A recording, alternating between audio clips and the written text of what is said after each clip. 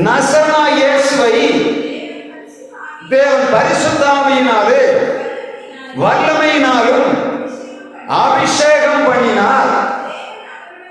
தேவன் அவருடனே கூட இருந்தபடியினாலே அவர் நன்மை செய்கிறவராகவும் பிசாசின் வல்லமை அகப்பட்ட யாவரையும் குணமாக்குகிறவராயும் சுற்றி நடந்தார்.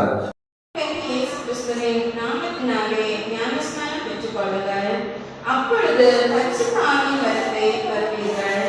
வாக்குத்தத்தமானது உங்களுக்கும் உங்கள் பிள்ளைகளுக்கும் நம்முடைய தேவனாகிய கர்த்தர் வரவழைக்கும் தூரத்தில் உள்ள யாவருக்கும் உண்டாயிருக்கிறது என்று சொல்லி இன்னும் அநேக வார்த்தைகளாலும் சாட்சி கூறி மாறுபாடுள்ள இந்த சந்ததியை விட்டு விலகி உங்களை ரட்சித்துக் கொள்ளுங்கள் என்றும் புத்தி சொன்னான். அவருடைய வார்த்தையை சந்தோஷமாய் ஏற்றுக்கொண்டவர்கள் ஞானஸ்நானம் பெற்றார்கள். அன்றைய தினம் ஏறக்குறைய 3000 பேர் சேர்த்துக் கொள்ளப்பட்டார்கள். அவர்கள் அப்போஸ்தலருடைய உபதேசத்திலும் அந்யோன்யத்திலும் அற்புதலிலும் ஜெபம் பண்ணுதலிலும் உறுதியாய் கருத்திருந்தார்கள். எல்லாருக்கும் பயம் உண்டாயிற்று. அப்போஸ்தலர்களாலே அநேக அற்புதங்களும் அடையாளங்களும் செய்யப்பட்டது. விசுவாசிகள் எல்லாரும் ஒருமித்திருந்து சகலத்தையும் பொதுவாய் வைத்து அனுபவித்தார்கள். காணியாட்சிகளையும் ஆஸ்திகளையும் விற்று ஒவ்வொருவனுக்கும் தேவையானதற்கு தக்கதாக அவைகளில் எல்லாருக்கும் பகிர்ந்து கொடுத்தார்கள். அவர்கள் ஒருவரப்பட்டவர்களாய் தேவாலயத்திலே அனுதினமும் தரித்திருந்து வீடுகள் தோறும் அப்பம் விட்டு மகிழ்ச்சியோடும் கபடமில்லாத இருதயத்தோடும் போஜனம் பண்ணி தேவனை துதித்து ஜனங்கள் எல்லாரிடத்திலும் தயவு பெற்றிருந்தார்கள். ரட்சிக்கப்படுகிறவர்களை கர்த்தர் அனுதினமும் சபையிலே சேர்த்துக் கொண்டு வந்தார் என்பதே. நம்முடைய பிதாவாகிய தேவனாலும் குமாரனாகிய இயேசு கிறிஸ்துவினாலும் பரிசுத்த ஆவியினாலும் உங்களுக்கு கிருபையும் சமாதானமும் இந்த சாயங்கால நேரத்தில் உண்டாவதாக. இந்த நாள் நாம் ஆரம்பமாக ஒரு பாடலை பாடினோம். என்ன பாடல்? ஆவியை அருளுமே தேவா, எனக்காய் உயிர் கொடுத்த வானத்தின் அரசே. ஆவியை அருளுமே தேவா, எனக்காய் உயிர் கொடுத்த வானத்தின் அரசே. ஏன் ஒரு மனிதன் பரிசுத்த ஆவியை பெற்றுக்கொள்ள வேண்டும்? பக்தர்கள் எல்லாரும் பாடுகிறார்கள், கர்த்தாவே எங்களுக்கு பரிசுத்த ஆவியை தர வேண்டும். காரணம் என்ன? உலகத்திலே நாம் வாழ்வதற்கு பரிசுத்த ஆவி இல்லாவிட்டால் ஒன்றும் செய்ய முடியாது என்பதை பரிசுத்தவான்கள் அறிந்திருக்கிறார்கள். உலகத்திலே கிரியை செய்கிற ஆவிகளிலே 3 உண்டு. ஒன்று மனிதனுடைய ஆவி, இன்னொன்று இந்த சுயத்தின் ஆவி, மூன்றாவதாக பரிசுத்த ஆவி. அசுத்த ஆவி அதற்கு எதிராக பரிசுத்த ஆவி கிரியை செய்கிறது. அசுத்த ஆவி பிடித்த மனிதர்கள் எப்படி இருப்பார்கள் என்று வேதம் சொல்லுகிறது. மத்தேயு சுவிசேஷத்திலே ஒரு இயேசு கிறிஸ்து வரும்போது ஒரு பிசாசு பிடித்த மனிதன் கல்லறை தோட்டத்துக்கு எதிராக வருகிறான். வசனம் சொல்லுகிறது, அவன் தன்னைத்தானே கீறிக் கொண்டிருப்பான். இந்த ஜனங்கள் ஒருவரையும் அந்த தெருவிலே போக முடியாதபடி எல்லாரையும் வேதனைப்படுத்திக் கொண்டிருப்பான். தன்னை காயப்படுத்துவது மாத்திரமல்ல, போவோர் வருவோரை எல்லாம் காயப்படுத்துகிறவன் யார்? இந்த பிசாசு பிடித்த மனிதன். அவனுக்குள்ள இருந்த ஆவி என்ன? எப்படியாயினும் இந்த மனிதனை அழித்து விட வேண்டும், அந்த வருகிற ஜனங்களை எதையாவது செய்து விட வேண்டும் என்று சொல்லக்கூடிய எண்ணம் யாரிடத்தில் இருக்கிறது? பிசாசு பிடித்த, அந்த பிசாசு ஆவி பிடித்தவன். மனித ஆவிகளை நாம் பார்ப்போம் என்று சொன்ன ஒவ்வொருவருக்குள்ளும் வித்தியாசமான ஆவிகள் காணப்படும். அவள் நடந்து வருகிற பாதைகளை காணப்படுகிற அவருடைய வாழ்வின் தோல்விகள் வெற்றிகள் அவைகளை பாதிக்கிறபடியினாலே அவளிடத்தில் வருகிற வார்த்தைகள் நமக்கு எதிராக வரும்போது கவனமாக இருக்க வேண்டும். நாம் ஒரு காரியத்தை ஒருவரிடத்தில் சொல்லும் போது அவர்கள் பதிலாக ஒரு ஆலோசனை சொல்லுவார்கள். அந்த ஆலோசனை கவனமாக பார்த்தீங்கன்னா தெரியும், அது அவர்கள் தங்கள் சுயத்திலிருந்து சொல்வார்கள் என்று சொன்னால் கவனமாக இருக்கணும். ஏன்னா அவர்கள் விழுந்து போன பாதையை நம்முடைய மத்தியில் வைப்பார்கள். ஒரு காரியத்தில் விழுந்து போன மனிதன் நாம் சொல்லும் போது விடுகைத்தான் மேன்மைப்படுத்துவானே தவிர அவன் ஜெயத்தை மேன்மை பாராட்ட மாட்டான். இந்த ஆவியை குறித்து நாம் கவனமாக இருக்க வேண்டும். ஆனால் பரிசுத்த ஆவி அப்படி இல்லை. ஏன் ஆண்டவர் பரிசுத்த ஆவி அருள்வேன் என்று சொன்னார்? அப்போஸ்தலர் 10ஆம் அதிகாரம் 34ஆம் வசனம் சொல்ல வாசிக்கலாம். அப்போஸ்தலர் 10ஆம் அதிகாரம் 38ஆம் வசனத்திலே சொல்லப்படுகிறது, இயேசுவானவர் பரிசுத்த ஆவியினாலே நிரப்பப்பட்டிருந்தார். எனவே அவர் வல்லமை உடையவராகவும் பிசாசு கிரியைகளை அதம் பண்ணுகிறவராகவும் சுற்றி நடந்தார் என்று வேதம் சொல்லுகிறார். அப்போஸ்தலர் 10ஆம் அதிகாரம் 38ஆம் வசனத்தை வாசிப்போம். நசரேயனாகிய இயேசுவை தேவன் பரிசுத்த ஆவியினாலே வல்லமையினாலும் அபிஷேகம் பண்ணினார். தேவன் அவருடனே கூட இருந்தபடியினாலே அவர் நன்மை செய்கிறவராகவும் பிசாசின் வல்லமை அகப்பட்ட யாவரையும் குணமாக்குகிறவராய் சுற்றி நடந்தார். வசனம் சொல்லுகிறது, தேவன் இயேசு கிறிஸ்துவை பரிசுத்த ஆவியினாலே அபிஷேகம் பண்ணினபடியினாலே அவர் நன்மை செய்கிறவராக சுற்றி நடந்தார். பிசாசின் பிடியில் அகப்பட்ட ஜனங்களை விடுதலையாக்கும்படியாக சுற்றி நடந்தார் என்று கர்த்தருடைய வார்த்தை சொல்லுகிறது. ஒரு திருச்சபையிலே பரிசுத்த ஆவி இருக்கும் என்று சொன்னார், திருச்சபை மக்களிடத்திலே பரிசுத்த ஆவி இருக்கும் என்று சொன்னார், அவருடைய வாழ்விலே நன்மை வெளிப்படும். பிசாசின் பிடியில் அகப்பட்ட ஜனங்களை விடுதலையாக்குவார்கள். எப்பொழுது மனிதன் விடுதலையாக்கப்படுகிறானோ அப்பொழுதுதான் என்ன பண்ணான்? அவன் சுதந்திர காற்றை சுவாசிக்க முடியும். சிறைச்சாலைகளுக்குள்ளே கிடக்கிறவர்களுடைய சாட்சிகளை நாம் கேட்க முடியும். அவர் சொல்லுவார்கள், ஓ, நான் உலகத்தில் இருக்கும் போது அனுபவிக்கிற சுதந்திரம் எவ்வளவு மேன்மையானது என்று சொல்லுவார்கள். ஒருவன் ஒரு காணொலியை போட்டிருந்தார். அவருடைய சிறையிலே அவருக்கு கொடுக்கப்பட்ட அறையானது 3 அடி அகலமும் 6 அடி நீளமும் உள்ள ஒரு அறை. தனியாக உட்கார்ந்திருக்க வேண்டும். இரவும் பகலும் அதற்குள்ளதான் உட்கார்ந்திருக்கணும். மொத்தம் 6 அடி நீளம், 3 அடி அகலம். அதுக்குள்ளதான் தூங்கணும். அதில் தான் என்ன பண்ணணும்? தன்னுடைய புக்ஸ்கள் எல்லாம் அவற்றை வைக்கணும். ஏன்? அவன் கைதியாக்கப்பட்டபடியினாலே அவன் இருக்கக்கூடிய இடம் சுருக்கப்பட்டது. வெடி மனிதனோடு எந்த விதமான உணர்ச்சியும் இல்லை. இரவு நேரம் முழுவதும் அந்த 12 மணி நேரம் அவன் வேறு அந்த லைட்டு கூட அங்க போட முடியாது. காரணம் என்ன? அந்த லைட்டை பிடிச்சு செத்து போற தற்கொலை பண்ணினால் ஜெயிலர் பதில் சொல்ல வேண்டும். எனவே அதுவும் இருக்காது. எங்கேயோ உள்ள வெளிச்சத்துல அந்த ரூமுக்குள்ள படுத்து கிடக்கணும். வெளியிலிருந்து கதவு போட்டப்படும். ஆனால் அந்த மனிதன் அந்த இடத்தை விட்டு 3 மாதங்கள் 6 மாதங்கள் தள்ளி வெளியே வரும்போது அவன் சொல்லக்கூடிய காரியம், இனிமேல் நான் சிறை பக்கம் போய்விடக்கூடாது. உண்மையிலேயே அதை உண்மையாக அனுபவிக்கிற மனிதன் சொல்லுவான், இந்த சிறைச்சாலை மிகவும் கொடூரமானது. தனிமை, வேதனை, துணையற்ற சூழ்நிலை, யாரும் இதை தேற்ற முடியாத சூழ்நிலை, அங்கலாய்ப்பு எப்பொழுது விடியும் என்று சொல்லக்கூடிய சூழ்நிலை கைதிகளுக்கு உண்டு. ஆனால் ஆண்டவருடைய வார்த்தை சொல்லுகிறது, இயேசு கிறிஸ்து பிசாசின் பிடியில் அகப்பட்டு கட்டப்பட்டு கிடந்த ஜனங்களை, காவலறையில் இருந்த ஜனங்களை விடுதலையாக்கும்படியாக சுற்றி நடந்தார். காரணம் என்ன? தேவன் அவரை பரிசுத்த ஆவியினாலே அபிஷேகம் பண்ணி இருந்தார். உலகத்திலே காணப்பட்ட எல்லா காரியங்களை காட்டிலும் அந்த சகோதர பரிசுத்த ஆவி என்பது அது வல்லமை உள்ளது, அது அபிஷேகம் உள்ளது, அது மனிதனுடைய கட்டில அமைக்கக்கூடிய வல்லமை உள்ளதாக இருக்கிறது. யாரெல்லாம் காவல் சிறை போல குடும்பத்துக்குள்ளே கட்டப்பட்டு கிடக்கிறீர்களோ, உங்களை விடுதலையாக்கும்படியாக பரிசுத்த ஆவியானவர் வல்லமை இந்த சாயங்கால நேரத்திலே இந்த ஆலயத்திலிருந்து கூப்பிட்டுக் கொண்டிருக்கிறார். உனக்கு தேவையான பரிசுத்த ஆவியை தரும்படியாக என் ஆண்டவர் இந்த சாயங்கால நேரத்திலே இடைவெட்டுக் கொண்டிருக்கிறார் என்று சகோதரனே, நீ வாழ்விலே கட்டப்பட்டு கிடக்கிறாய் என்று சொன்னார். உனக்கு பரிசுத்த ஆவி வேணும். அது எங்கே இருக்கிறது? தேவ சமூகத்திலே இருக்கிறது.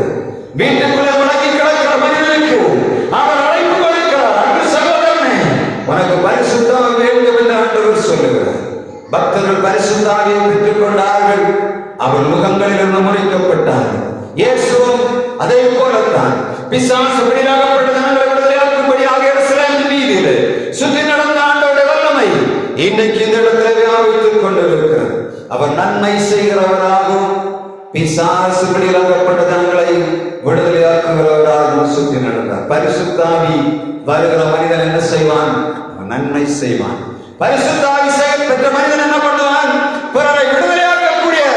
எத்தனமான காரியங்களை செய்வான். பரிசுத்த ஆவியில் இருக்கிறதா என்பதுதான் கேள்வி. நாம் சொல்லுகிறோம் அநேக நேரங்களில் நமக்கு பரிசுத்த ஆவி இல்லை என்று நினைக்கிறோம். இங்க யாருமே நம்ம நினைக்கக்கூடிய தவறு என்னன்னு சொன்னா, ஒரு கூட்டம் வந்து சொல்லுகிறது நீங்க பரிசுத்த ஆவி பெற்றுக்கொள்ள வேண்டும், ஆவிக்குரிய சபைக்கு போகணும். எப்படி இருக்கு ஆவிக்குரிய சபை? ஆண்டவருடைய வார்த்தை சொல்லுகிறது, அப்பத்தை கேட்கிற தன்னுடைய மகனுக்கு யாராவது கல்லை கொடுப்பானா? மீனை கேட்கிற எந்த தகப்பனாவது அவனுக்கு பாம்பை கொடுப்பானா? அதை காட்டிலும் உன்னதமான கர்த்தர் பரலோகத்தில் இருக்கிற ஆண்டவர் பரிசுத்த ஆவியை அருள்வது நிச்சயம் அல்லவா? பரிசுத்த ஆவி பெறாம நீங்க ஆலயத்துக்குள்ள வர முடியாது, இருக்க முடியாது. இது யாருக்கும் தெரியாது. உங்களை யாரும் சாய்த்து கொண்டு போய்விடக் கூடாது. உங்களுக்கு பரிசுத்த ஆவி இருக்கு. உங்களுக்கு தெரியுமா? பரிசுத்த ஆவி உங்க சபையில் இருக்கா? இல்லாம நீங்க இருக்க முடியாது. இந்த பாட்டு எப்ப பாடினாங்க தெரியுமா? கிட்டத்தட்ட 100 வருஷத்துக்கு முன்னாடி பாடு. ஆவி அருளானந்தம் பிரசங்கியார் பாடி இருக்கு. அவர் என்ன பண்ணாரு? ஆவி கேட்ட உங்க ஆவி இருக்கா? கையெழுப்பாங்க. இந்த குதிக்கிறது ஆவி அது இல்லை. பரிசுத்த ஆவிகளத்துல வரும்போது பிறருக்கு நன்மை செய்ய வேண்டும் என்ற எண்ணம் வரும். பரிசுத்த ஆவிகளத்தில் வரும்போது பிறரை விடுதலை ஆக்க வேண்டும் என்ற எண்ணம் வரும். அவங்களை இன்னொருத்தரை அழிக்க வேண்டும் என்ற எண்ணம் வராது. அதுதான் பரிசுத்த ஆவி. இது இல்லாவிட்டா கவனிக்கணும். நீங்க குதிக்கிறது இல்லை பரிசுத்த ஆவி. ஆண்டவருடைய வார்த்தை சொல்லுகிறது, நீங்க கேட்கும் போதே பரிசுத்த ஆவி தருகிறார். எப்பொழுது? நீங்க எப்ப திருமுழுக்குள்ள நீங்கள் ஆண்டவரோட உடன்படிக்கை செய்து ஆண்டவருடைய சரீரத்தை இரத்தத்தை பெற்றுக் கொள்ளுங்கள். அன்றைக்கு நீங்க தூயாவியானவருக்குள்ளாக வந்து விட்டீர்கள். நீங்க ஒரு மனிதனிட்டையும் போய் அந்த இது இல்லைன்னு சொல்லிட. நீங்க ஆவியை பெற்ற ஜனம். இது எப்போ உங்களுக்கு தெளிவானும். எந்த நேரத்திலும் குழம்பி போக கூடாது. பரிசுத்த ஆவி பெற்ற நாம் மாத்திரம்தான் திருச்சபையில பணி செய்ய முடியும். இது ரொம்ப கவனமாக எல்லாரும் செய்யவே முடியாது. நீங்க எவ்வளவு முயற்சி பண்ணி பாருங்க. ஆண்டவருடைய ஆவி இல்லாம ஒரு மனிதனும் ஆண்டவருடைய ஆவியத்துக்குள்ள ஒண்ணுமே செய்ய முடியாது. இது ரொம்ப கவனமா இருக்கணும். பரிசுத்த ஆவி நமக்கு வேண்டும், நம்மிடத்துல இருக்குது. இது முதலாவது நமக்கு தெரியும். சுற்றி இருக்கிற ஜனங்களுக்கு இல்லாவிட்டால் அவர்களுக்கு நாம் நன்மை செய்து அவர்களை விடுதலையாக்கி கொண்டு வரணும். அதுதான் பரிசுத்த ஆவி நம்மகிட்ட இருக்கக்கூடிய அடையாளம். நம்ம மட்டும் போதும் அப்படி என்று இல்லை. நமக்கு தெரியும். நான் அநேக நேரங்களில் இதை அனுபவித்திருக்கிறேன். அநேக நேரங்கள் நான் ஊழியக்காரனாக இருக்கும் போது கூட அநேக நேரங்களில் நான் வறுமையை உணர்ந்திருக்கிறேன். அந்த நேரங்களில் போய் அந்த ஆலயத்தில் உட்கார்ந்துருப்பேன். உட்கார்ந்து ஒன்றுமே செய்ய தெரியாது. என்ன பண்றதுன்னே தெரியாது. குழம்பு போகிற நேரத்தில் ஆலயத்தில் வந்தவங்க ஒரு பாட்டு பாடுவாங்க, ஒரு வார்த்தையை கொடுப்பாங்க. அப்படியே ஆண்டவர் என்ன பண்ணுவாங்க, அந்த பிரச்சனையை விட்டு வெளியே போய் பார்த்து எத்தனை நாள் கண்ணீரின் அனுபவங்கள்ல இருக்கிற நேரத்தில் ஆண்டவர் தேற்றுகிறதை நான் பார்த்திருக்கிறேன். ஒரு மனுஷன் கூப்பிடல. எனக்கு தெரியும் ஆண்டவருடைய சமூகத்தை தவிர நம்மை விடுதலையாக்கக்கூடிய ஒரு இடம் இல்லை. அவருடைய சமூகத்தை தவிர நம்ம கண்ணீரை துடைக்கிற இடம் இல்லை. அவருடைய சமூகத்தை தவிர நாம் இந்த உலகத்திலே ஜெயிப்பதற்கு ஒரு இடமும் இல்லை. இந்த எண்ணம் நமக்குள்ள வேணும் ஃபர்ஸ்ட். இரண்டாவது, நம்மை சுற்றி இருக்கிற ஜனங்களுக்கு நாம் அதை விதைக்கணும். எப்படியாக என்ன பண்ணணும்? நான் ஒருத்தரையாவது ஒரு நாள் உள்ள கொண்டு வரணும்னு எண்ணம் உங்களுக்குள்ள இருக்குன்னா உங்களுக்குள்ள பரிசுத்த ஆவி இருக்குன்னு அர்த்தம். அதைத்தான் ஆண்டவர் சொல்ற இடத்துல திருச்சபை எல்லை இல்லாம வளரணும்னு ஆண்டவர் விரும்புகிறார். என்ன சும்மா கொண்டு வரவில்லை. இந்த இடத்துல ஆண்டவர் தம்முடைய கிரியை வெளிப்படுத்த வேண்டும் என்று விரும்புகிறார். நொறுங்கி கிடக்கிற இடங்களிலே, இருளான இடங்களில் ஆண்டவர் வெளிச்சம் போகணும். வல்லமை வந்து அபிஷேகத்தை வந்து எல்லா பலவீனங்களை சுமந்து கொண்டிருக்கிற ஜனங்களுடைய சரீரத்துக்குள்ளே பரிசுத்த ஆவியுடைய புதிய வல்லமை, அபிஷேகத்தின் வல்லமை ஊற்றப்படணும். இருளின் அதிகாரங்கள் அற்று போகணும். அதுதான் ஆண்டவர் தம்முடைய திருச்சபையை ஒரு இடத்துல ஸ்தாபிப்பதற்குரிய நோக்கம். அதை இழந்து போகும்போதுதான் அநேக நேரங்களிலே நாம் வேதனைகளை அனுபவிக்கிறோம். நாம் கண்களை மூடிவிட்டு சும்மா இருந்தோம் என்று சொன்ன சத்துருவின் கிரியை அதிகமாக செய்கிறபடினால்தான் சபை மேற்கொள்ள முடியவில்லை. நம்மை இருள் மூடிக்கொள்ளும் என்று சொன்னால் நாம் ஒன்றுமே செய்ய முடியாது. எப்போது இருள் விலகுமோ அப்பொழுதுதான் நாம் மற்றவர்களுக்கு வெளிச்சம் கொடுக்க முடியும். மூடப்பட்டிருக்கிற ஒரு மறைக்கால மூடி வைக்கப்பட்ட மெழுகு தெரியானது வெளிச்சம் கொடுக்க முடியாது. அது விளக்கு தண்டின் மேல் வைக்கப்படும் போது வெளிச்சம் கூட. அப்படின்னா என்ன பண்ணணும்? இருள் விலக வேண்டுமான கட்டுகளால் இருக்கப்படணும். அது மிக முக்கியமான காரியம். பரிசுத்த ஆவியினாலே கிடைக்கிறது. பரிசுத்த ஆவி என்று கிடைக்கிறது, தேவனுடைய சமூகத்தில் கிடைக்கிறது. இரண்டாவதாக அப்போஸ்தலர் 1ஆம் அதிகாரம் 8ஆம் வசனம் சொல்கிறார். வாசிக்கலாம். அப்போஸ்தலர் 1:8. பரிசுத்த ஆவி வரும்போது நீங்கள் பலனடைந்து எருசலேமிலும் யூதேயா முழுவதும்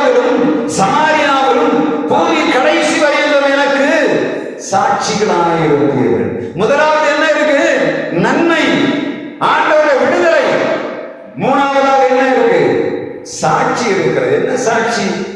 என்ன சாட்சி? அப்போஸ்தலர் 2ஆம் அதிகாரம் 32ஆம் வசனம் சொல்லுகிறது. வாசிக்கலாம். அப்போஸ்தலர் 2:32. இந்த இயேசுவை தேவன் எழுப்பினார், அதற்கு நாங்கள் சாட்சிகளாய் இருக்கிறோம். அதற்கு நாங்கள் சாட்சிகள். இயேசு உயிர்த்தெழுந்தார் என்பதை பறைசாற்றுகிற சாட்சி நாங்கள். இயேசு சொன்ன இந்த அப்போஸ்தலர் நடவடிக்கைகள் சொல்லுகிறது, பரிசுத்தாவியில் வரும்போது நீங்கள் பலனடைந்து எருசலேமில் யூதேயாவிலும் சமாரியாவிலும் பூமியின் கடைசி வரைக்கும் எனக்கு சாட்சிகளாயிருக்கு. எதுக்கு? இயேசுடைய உயிர்த்தெழுந்த வல்லமையை அறிவிப்பதற்கு நாம் சாட்சிகள். இயேசு உயிர்த்தெழுந்தார் என்பதற்கு நாம் சாட்சிகள். எப்படி வெளிப்படும்? நான் பிறருக்கு முதலாவதாக யூதேயா, எருசலேமிலும் யூதேயாவிலும் சமாரியாவிலும் பூமியின் கடைசி வரையில் எனக்கு சாட்சி. எருசலேம்னா எது? ஆவிக்குரிய பிரகாரமாக எருசலேம்னா என்ன தெரியுமா? என்ன? தேவனுடைய ஆலயம். தேவனுடைய ஆலயத்துக்குள்ள சாட்சி, யூதேயாவிலே சாட்சி, நம்மை சுற்றி இருக்கிற இடங்களுக்குள்ளே சாட்சி, சமாரியாவிலே சாட்சி, அடுத்த பிராந்தியத்திலே நம்மை குறித்து சாட்சி, உலகம் முழுவதும் சாட்சி. இதுதான் பரிசுத்த ஆவி ஒரு மனிதன் பெற்றுக் கொள்ளும் போது அவனிடத்தில் ஆண்டவர் வைக்கிற மிகப்பெரிய ஆசீர்வாதம். என்ன சாட்சி? நாம் எருசலேமில் என்பதாவது சாட்சி. ஆண்டவருடைய ஆலயத்துக்குள்ளே நம்மை குறித்து மாறி மாறி நல்ல சாட்சி. ஆண்டவர் உயிர்த்தெழுந்தால் அதற்கு நம்ம சாட்சி என்று சொல்லணும். நம்மை சுற்றி இருக்கிற ஜனங்களுக்கு யூதேயா முழுவதும் சொல்லணும், எங்கள் ஆண்டவர் ஜீவிக்கிறவர். அதுதான் சாட்சி. அதை அடுத்து நம்மை சுற்றி இருக்கிற பிராந்தியத்திலே நாம் சாட்சியை அறிவிக்க. இங்கே அறிவிக்கப்படும் போது உலகம் முழுவதும் கேட்கும். நம்ம இங்கிருந்து தான் பேசிட்டு இருக்கோம், ஆனா நம்ம எவ்வளவு பேர் பார்த்து கொண்டிருக்கிறார், எவ்வளவு பேர் கேட்டுக்கொண்டிருக்கிறார் தெரியுமா? நமக்கு தெரியாது. நம்ம இந்த ஆலயத்துக்குள்ள உட்கார்ந்துருக்க நம்முடைய சாட்சி நம்மை சுற்றி இருக்கிற ஜனங்களுக்கு தெரியும், நம்மை சுற்றி அடுத்த பிராந்தியங்களிலே தெரிகிறது, உலகம் முழுவதும் தெரியும். அப்ப என்ன பண்ணணும்? நம்ம எதை அறிக்கையிடணும்? பரிசுத்த ஆவி பெற்ற கூட்டமாக நம்முடைய வாழ்வு இருக்கணும். பரிசுத்த ஆவி பெற்று நாம் சாட்சியாய் வாழும்படியாக ஆண்டவர் விரும்புகிறார். அதனால தான் இன்னைக்கு இந்த செய்தியை கொடுக்கிறார். மூன்றாவதாக அப்போஸ்தலர் 2ஆம் அதிகாரம் 47ஆம் வசனம் சொல்லுகிறது, ரட்சிக்கப்படுகிறவர்களை காட்டுறாங்க தினமும் சபையிலே சேர்த்துக் கொள்ள. 2:42 வாசிங்க.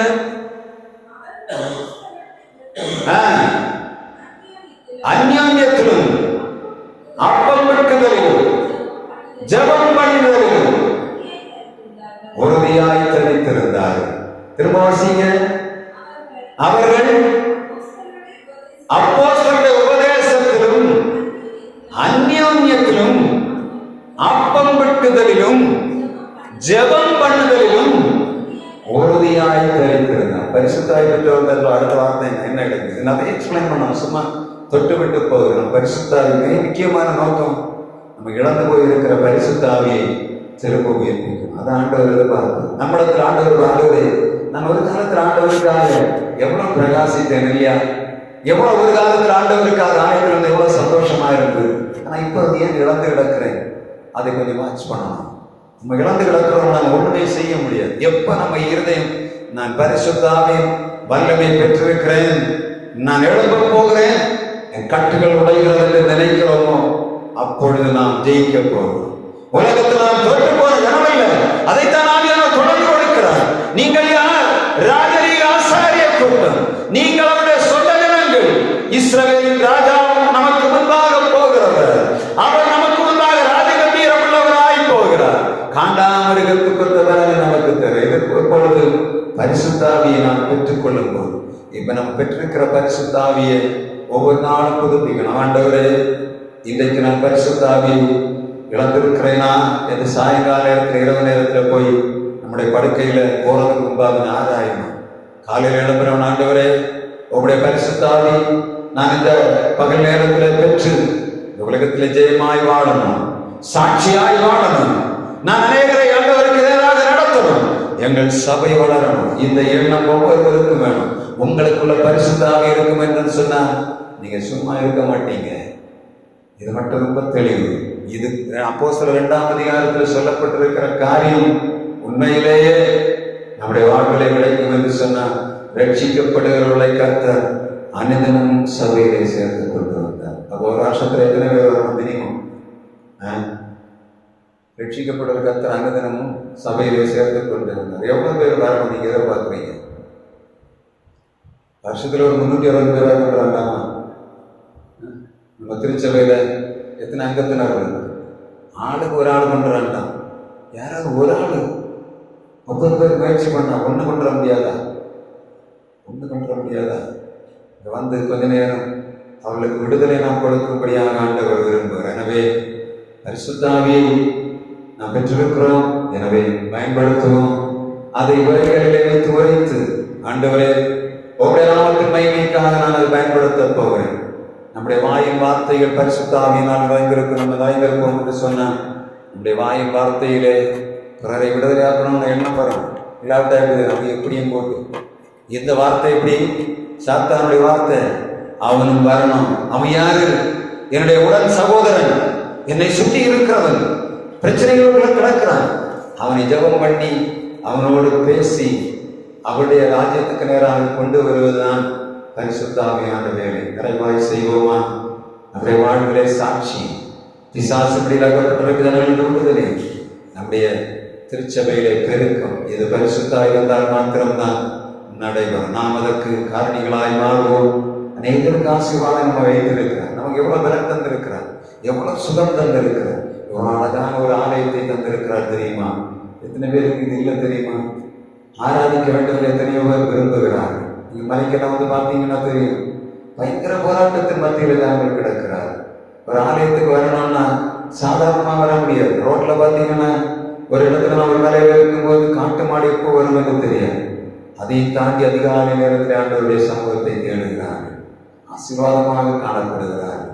நாம் நமக்கு கிடைத்த நல்ல நேரங்கள், நல்ல ஆலயம், ஆண்டவர் நமக்கு தந்திருக்கிற சுகமான ஆரோக்கியத்தை ஆண்டவருக்காக பயன்படுத்தும்.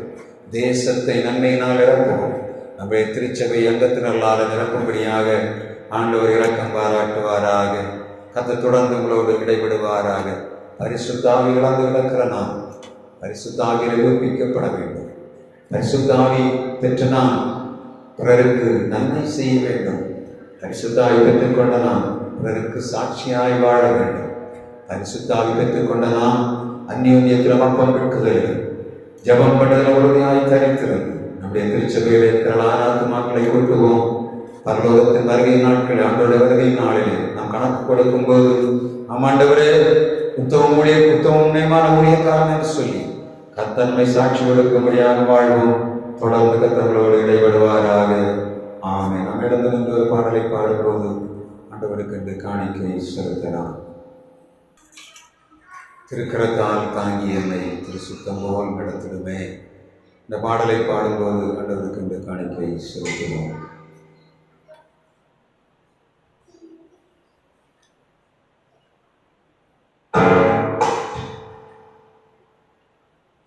திருக்கரத்தால் தாங்கி என்னை திரு சித்தம் போல் நடத்திடுமே. தூயவன் கையில் களிமண்ணா அனுதினம் நீ வணங்கிடுமே. தூயவன் கையில் களிமண்ணா அனுதினம் நீ வணங்கிடுமே. அபதமக்கான்